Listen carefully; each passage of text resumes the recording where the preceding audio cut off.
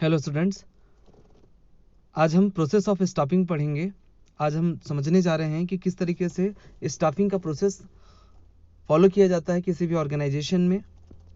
ठीक है, इसमें प्रोसेस ऑफ स्टाफिंग में एक डायग्राम दिया हुआ है आपको, जिसमें सबसे फर्स्ट में है एस्टिमेटिंग मैन पावर रिक्वायरमेंट्स। सबसे पहले आपको ये जानना होगा कि आपके ऑर्गेनाइजेशन में ह्यूमन रिसोर्स या मैन पावर की कितनी ज़रूरत है, उसका एस्टिमेट लगा लेना कि कितने लोगों की ज़रूरत है, कितने इंडिविजुअल पर्सन की ज़रूरत है, नीड है उस ऑर्गेनाइजेशन में। सबसे पहला काम है ये। दूसरा है रिक्रूटमेंट। रिक्वायरमेंट, जो रिक्रूटमेंट है वो नीड के अकॉर्डिंग है, मतलब जितने मैन पावर की ज़रूरत है ह्यूमन रिसोर्सेज की, उसके हिसाब से आपको क्या करना पड़ेगा, रिक्रूटमेंट करना पड़ेगा। फिर उसके बाद selecting from among the application. उसके बाद होगा क्या, जैसे ही आपने रिक्रूटमेंट का है ना प्रोसीजर स्टार्ट किया, तो आपके पास एप्लीकेशन आएंगे और उस एप्लीकेशन के बेस पे आपको क्या करना पड़ेगा, एप्लीकेंट को सिलेक्ट करना होगा। आपको वो एप्लीकेंट सेलेक्ट करना होगा जो कि ज़्यादा सुटेबल होगा उस टास्क या जॉब को परफॉर्म करने में, या जिसकी क्वालिफिकेशन या प्रैक्टिकल एक्सपीरियंस बहुत अच्छा होगा, आपको उसे सिलेक्ट करना पड़ेगा। कहने का सीधा मतलब है कि राइट पर्सन को राइट जॉब देना है आपको। ठीक है। फोर्थ पॉइंट है प्लेसमेंट एंड ओरिएंटेशन। आपको प्लेसमेंट भी देना पड़ेगा। ठीक है, प्लेसमेंट मतलब ऑर्गेनाइजेशन क्या करती है, प्लेसमेंट भी देती है। ठीक है, प्लेसमेंट में होता क्या है ना, जो पैकेजेस हैं, जो फैसिलिटीज़ हैं, ये सब चीज़ें भी आपको क्या करनी पड़ेगी, अपने एम्प्लॉयज़ को, अपने स्टाफ को रिक्रूटमेंट करने के बाद आपको देना होगा। उसके बाद है ट्रेनिंग एंड डेवलपमेंट। समय समय पर आपको ट्रेनिंग भी प्रोवाइड करनी होगी अपने स्टाफ को। ठीक है, और उनमें इम्प्रूवमेंट कैसे किए जा सकते हैं आगे, और भी आपको डेवलपमेंट भी कराना होगा।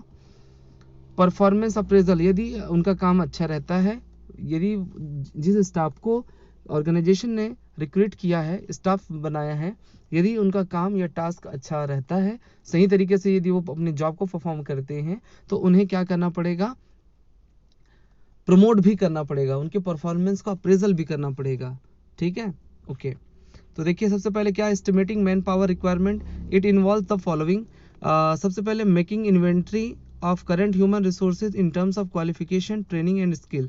सबसे पहली बात यह है कि एस्टिमेट करिए मैन पावर रिक्वायरमेंट कि ऑर्गेनाइजेशन में कितने लोगों की ज़रूरत है। तो सबसे पहले आपको क्या करना पड़ेगा, जैसे फर्स्ट पॉइंट बोला कि making inventory of current human resource, मतलब आपको सबसे पहले ये देखना पड़ेगा कि अपने पास स्टॉक में कितने, स्टॉक में मतलब कितने लोगों की संख्या अपने पास है ह्यूमन रिसोर्सेज की। ठीक है, उनकी क्वालिफिकेशन और ट्रेनिंग स्किल के हिसाब से देखिए कि अभी प्रेजेंट में हमारे ऑर्गेनाइजेशन में कितने लोग काम कर रहे हैं, उनके पास क्या क्वालिफिकेशन या ट्रेनिंग स्किल्स हैं, उसके बारे में देखिए।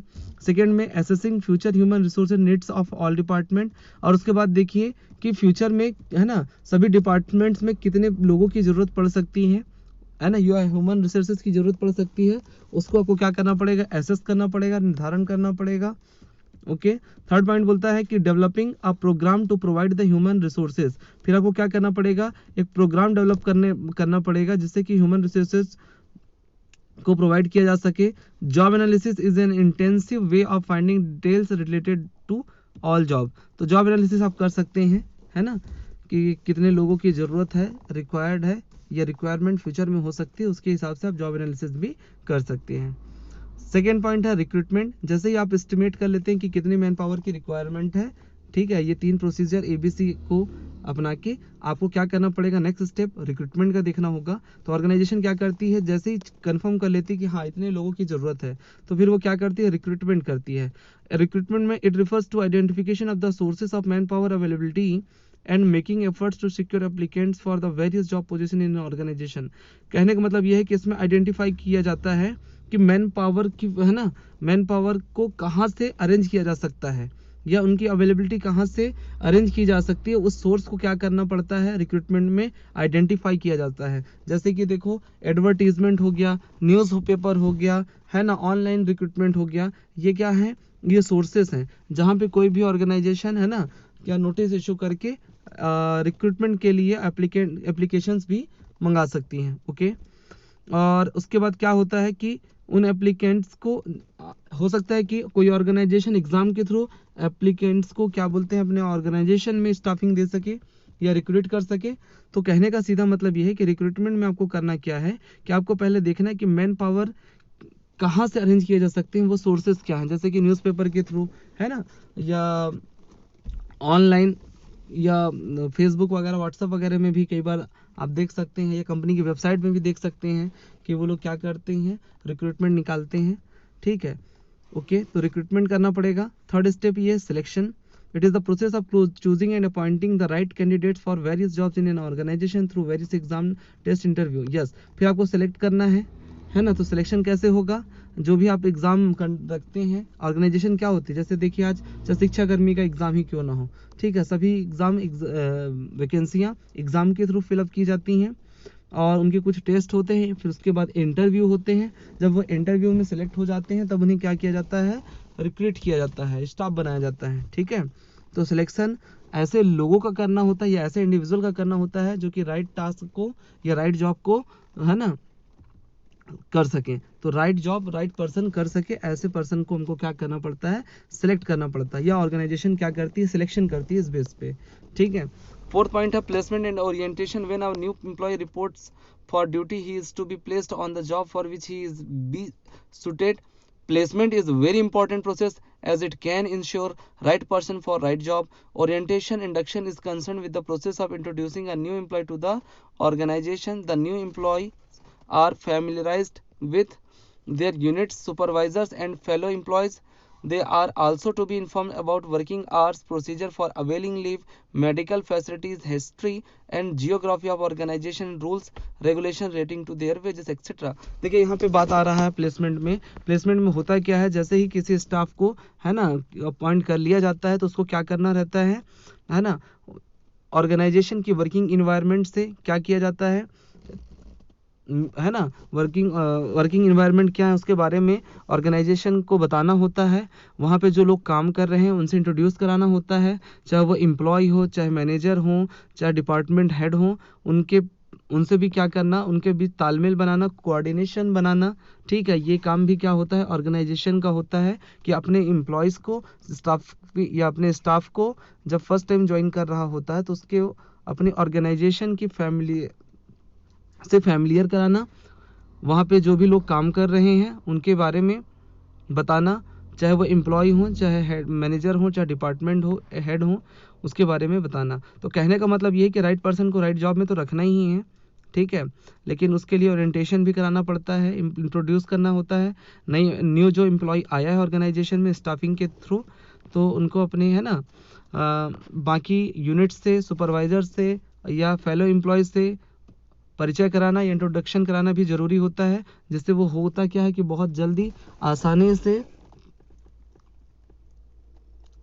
अपने स्टाफ से घुल मिल जाने की वजह से एक अच्छा माहौल क्रिएट हो पाता है। ठीक है, और जो मोरल होता है न्यू एम्प्लॉय का वो क्या होता है, बूस्ट होता है। ठीक है, ओके, और जो भी स्टाफ ऑर्गेनाइजेशन में आ रहा होता है उसे ऑर्गेनाइजेशन को चाहिए कि उसको वर्किंग आवर के बारे में बताए कि कितने घंटे का यहाँ पे काम करना है, 8 घंटे 6 घंटे, और किस तरीके से लीव लेने का प्रैक्टिस हमारे ऑर्गेनाइजेशन में होता है, उसको सब चीज़ बताना। मेडिकल फैसिलिटीज़ ऑर्गेनाइजेशन क्या क्या दे रही है इसके बारे में बताना, ठीक है, और क्या रूल्स रेगुलेशंस हैं वेजेस को लेकर, ये सब चीज़ें प्लेसमेंट में बताई जाती हैं। ठीक है, फिर उसके बाद क्या करना, ट्रेनिंग एंड डेवलपमेंट करना। Systematic training helps in increasing the skill knowledge of employees in doing their jobs through various method. समय समय पर सिस्टमेटिक तरीके से, है ना, क्वालिटी इम्प्रूवमेंट करने के लिए, है ना, उनको समय समय पर ट्रेनिंग देना ज़रूरी है। इससे होता क्या है कि जो स्किल होती है वो इंक्रीज़ होती है और जो नॉलेज है एम्प्लॉय की वो भी इंक्रीज़ होती है। तो अल्टीमेटली ये होता है कि जो प्रोडक्टिविटी है उस एम्प्लॉय की वो क्या हो जाती है, इंक्रीज़ हो पाती है।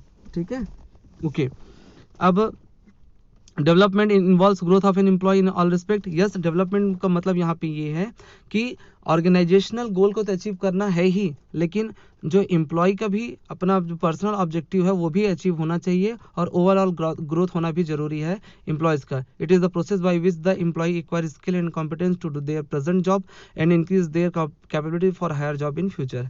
ठीक है, ओके, परफॉर्मेंस अप्रेजल। यदि ऑर्गेनाइजेशन में जो स्टाफ काम कर रहा है वो पूरी ईमानदारी के साथ कर रहा है, इफेक्टिवली या एफिशिएंटली यदि वो काम कर रहा है तो उसकी परफॉर्मेंस को इवेलुएट करना और रेटिंग देना चाहिए। यदि वो अच्छा काम कर रहा है तो उसको अच्छी रेटिंग देनी चाहिए, है ना, उसकी अच्छी सुविधाएं देनी चाहिए ताकि वो अपने काम को और भी बेहतर तरीके से कर सके, उसका मोटिवेशन बढ़ सके। Transfer and promotion of the staff are based on performance appraisal, यदि काम उसका अच्छा है तो उसको प्रमोट करके, है ना, वहीं रखना चाहिए या बड़े पोस्ट में रखना चाहिए, अदरवाइज उसका ट्रांसफ़र कर देना चाहिए। ओके।